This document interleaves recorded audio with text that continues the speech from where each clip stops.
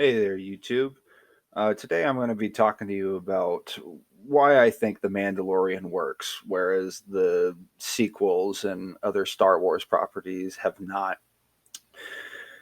The Mandalorian works because John and Dave have done what the sequel trilogy could not have an actual cohesive story arc. Rather than being inspired by Star Wars, they went to the sources that gave Star Wars the very tone that we love about it. Star Wars is a Western with space samurai wizards, and a Mandalorian wears that right on its Beskar gauntlet. It draws from Kurosawa and old Western heroes like John Wayne, Clint Eastwood.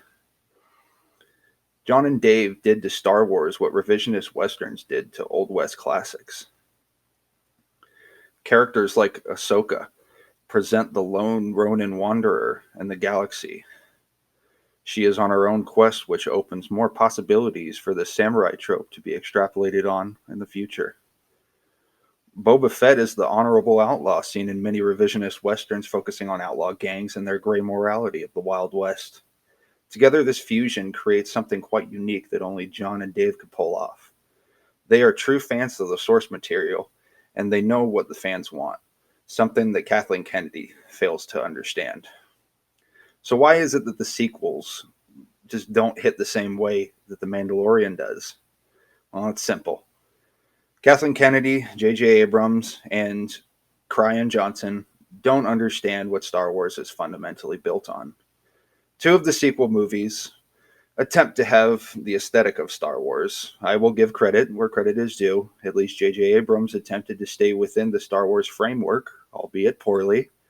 Rian Johnson, however, did not even attempt to make a Star Wars movie. He simply made a bad sci-fi film that ruined Star Wars lore and one of the Star Wars most beloved characters. Jake Skywalker, as Mark Hamill refers to him, and rightfully so, is a complete character assassination of everything that Luke stood for and everything that George stood for. Hope. And though Mandalorian is a revisionist Star Wars, it still retains that core message of hope that George Lucas set out to convey, something that Disney has failed to do until now. The final scene in The Mandalorian is quite literally everything we wanted from the sequel trilogy, and fans have unanimously agreed on that. The Mandalorian takes you on a journey that opens the galaxy to new horizons while keeping the feel of the original trilogy. We grow to love the characters we see and travel with, and we meet through this journey, simply because it's true to the soul of Star Wars. And it also helps having a planned out narrative to flesh out these characters, something Disney should have done in the first place.